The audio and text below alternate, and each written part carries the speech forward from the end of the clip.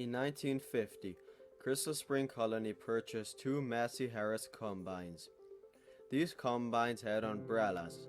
The first homemade cabs came around the 1960s. In 1974, Crystal Spring bought a Massey Ferguson 175 tractor, but ended up selling it after 1 year.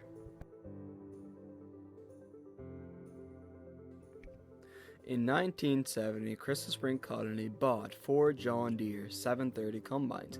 These combines came with no cabs. Mike Kleinsasser was the first Hutterite to put a cab on a combine.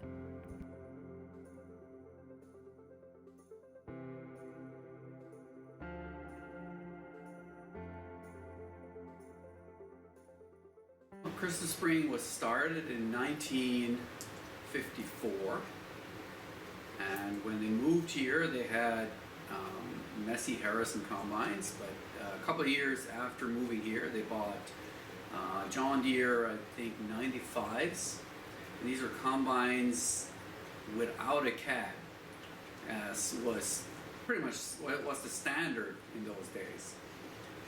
And so a couple of the men who were driving the combines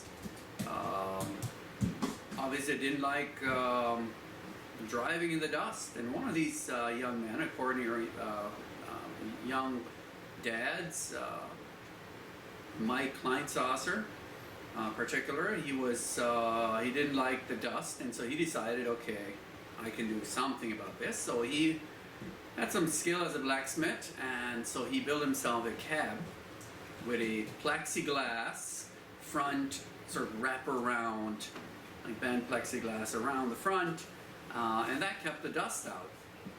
Of course, everybody else thought that was a crazy idea, as all new ideas are. But Mike decided, no, this is great. So he was able to drive around the field without getting completely smothered in dust. Well, there was one benefit, but he quickly discovered that there was a negative side to this. So now he had to choose either choke to death in the dust of the combine, or you get baked to death inside a steel cab without an air conditioner. And so after having thought about this and sweated through a couple of really hot days, he came up with an ingenious solution. He mounted a drum, took a big 5-gallon drum and cut off a section and mounted that on top of his cab, mounted a fan inside that would blow down into the cab, and then in the morning he went to the ice house, community ice house, and he chiseled off chunks of ice and he packed it into the barrel all the way around and then closed the lid. And so all morning, for the first half of the day, as he's driving around the field, the ice would slowly melt and the cool air would be pulled down into the cab. And so that really improved the whole situation for him. But eventually the ice would melt, but he discovered that even that was beneficial. They didn't have freezers back then. The only ice supply was in the community ice house, and that ice was gathered in winter from the river, so he couldn't just go constantly keep hauling ice out onto his combine. But if he filled that drum with water, the moist air would get pulled down into the cab, and that was much, much more comfortable in comparison to the hot, dry air that he had been sitting in before. And so it didn't take long for the other combine drivers to all copy him, and so they all built cabs, or I believe he actually maybe built the cabs, and they put them on there. And he claims that the John Deere dealer from the local town heard about this and came out and looked at his cab, and the next year, what do you know, John Deere came out with their very own cab on a combine. That's the story. In 1973, Crystal Spring Colony bought a 752 John Deere tractor and sold it in 1978, along with four other 730 combines. In 1974, Crystal Spring bought a Massey Ferguson 175 tractor, but ended up selling it after 1 year.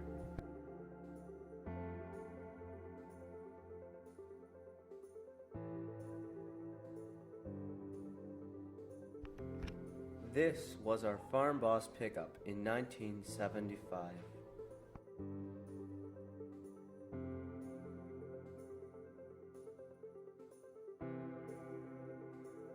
In 1974, the colony replaced the 730 combines with John Deere 7700 combines.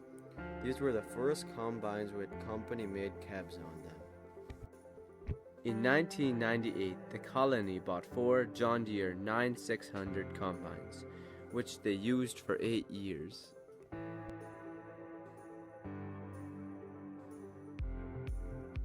In 2006, the colony upgraded to 670 Lexion combines, which they had for 8 years. In 2015, Crystal Spring bought 3 Class 760 combines, which serve the colony to this day. They were also the first combines that had tracks on them. In November 2019, Crystal Spring bought a 4,000-acre farm near Gimli, Manitoba, where they are planning on building a new colony. The farm included 2 combines, 5 tractors, and 2 trucks. Now Crystal Spring Colony owns 13.5 thousand acres of land.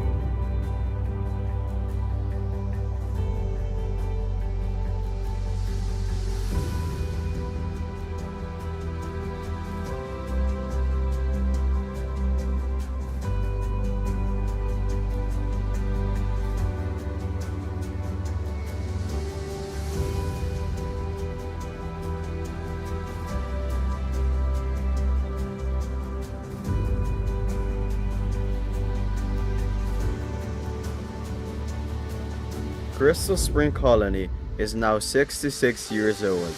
We have had an abundant history, a successful past, and hope for a bright future.